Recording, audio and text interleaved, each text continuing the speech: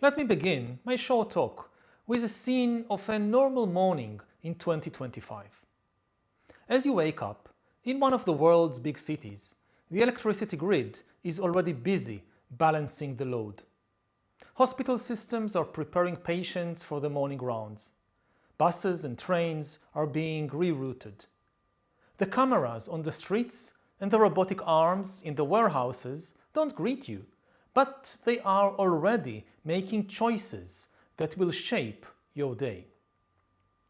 Many of these everyday choices are being made by computer systems that learn, adjust, and take initiatives. We call this technology AI. AIs are not just automatic tools. They are agents. They have the power to make decisions by themselves and sometimes even to invent entirely new ideas by themselves. When such AI systems move into society, becoming new members of society, the rhythms of life change, quietly at first. In finance, AIs develop new kinds of portfolios and trade patterns. In energy and supply chains, dispatch and pricing begin to slip past human intuitions. In the military chain of command, warning and response are compressed into windows too short for a human conversation or even a human thought to catch up. In justice and education, the question of who gets a chance and who doesn't is shaped by hidden algorithms most of us never see and can hardly understand. Culture, of course, is another very big part of this story. AIs produce, combine, and distribute narratives, music, images, and symbols, the materials from which we build our identities. I don't oppose technological change. Technology brought us better health, more knowledge, light in the dark, and the means to connect one another like never before. But as a historian, I'm worried about the pace and method of change.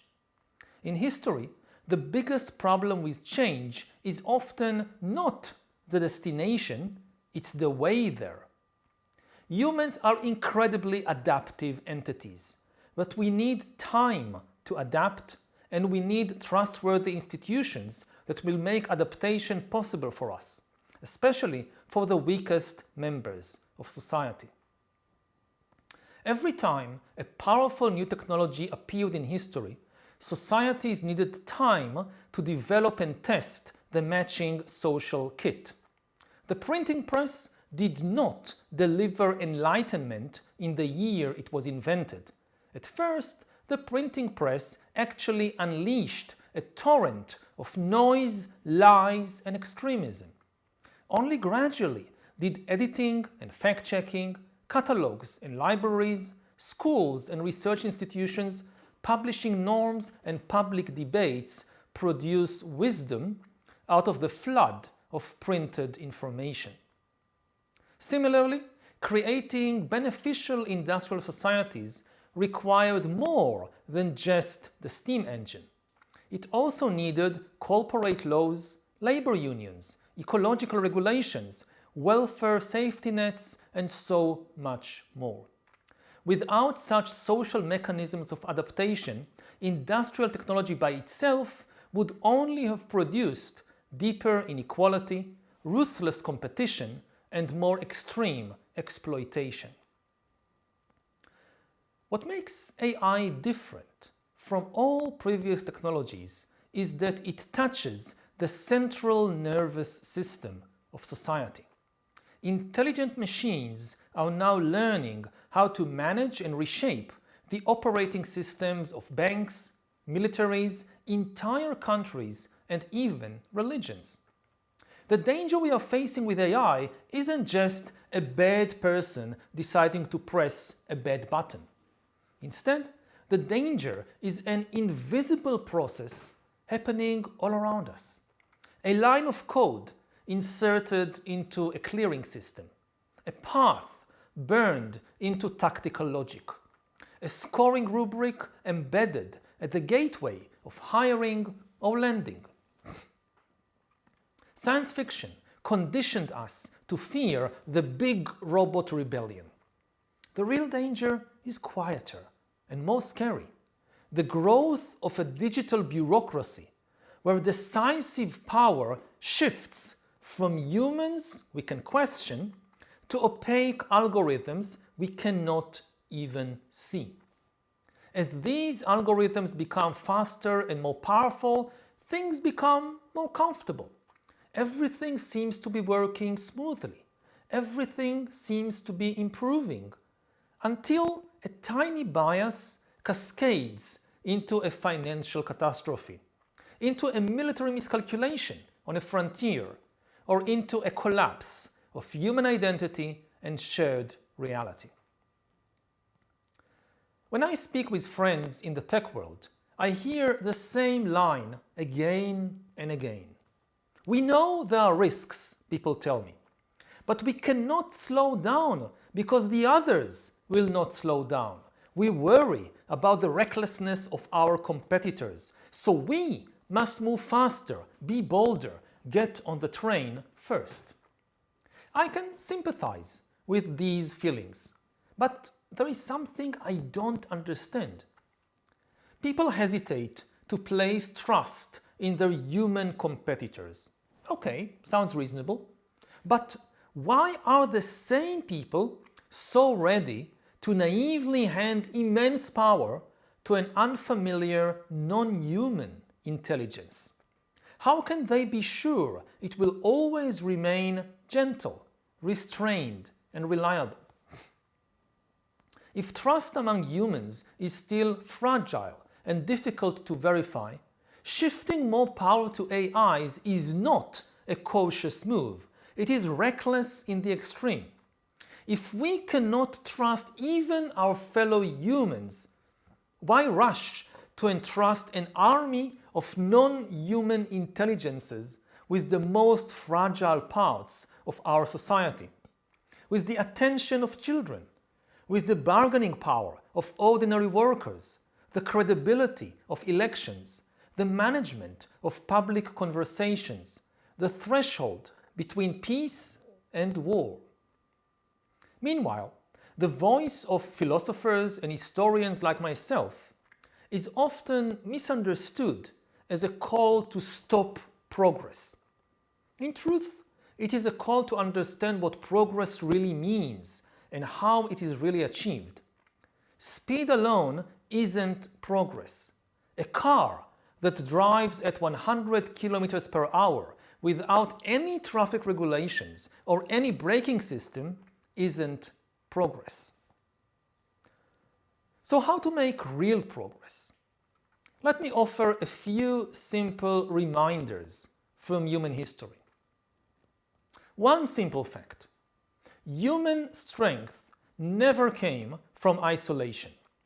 It came from cooperation with strangers and with what is outside us.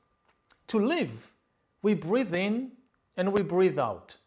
We receive something foreign from the air outside us, and we give back the air that was deep inside our lungs. Individuals do it.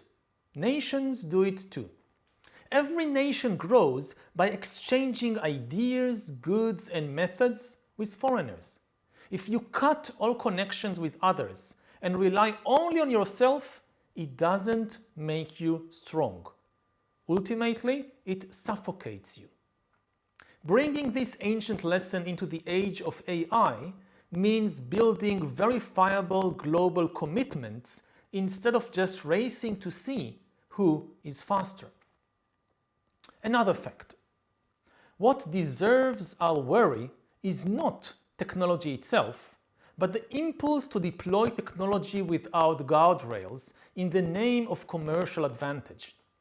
Any system that truly reshapes human society should not be launch first, govern later. History has shown more than once that speed and safety can coexist, but only if we close the loop of self-correction. Advanced technological societies must have the means to speedily identify and correct their own errors and biases. Then they can run very fast and safely. When a baby learns to walk, what she really learns is how to correct her own mistakes fast enough. She takes a step, she falls down. The body learns and adjusts. She takes another step, again falls down. Again, the body learns and adjusts. Only when the body can learn and adjust on its feet, the child starts walking. And once that self-correcting mechanism is in place, the child not only walks, she runs. If we try to run with AI before we have the ability to identify and correct the system's inevitable mistakes, the price of this speed will be paid by those who can least afford it. One last historical fact. Memory is important. Not nostalgia for a past that never was, but memory as a steering wheel.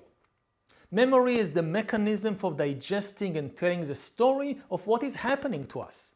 Memory is the mechanism for making sense of even failed experiments and wrong turns, and is the capacity of societies to acknowledge wrongs and make amends.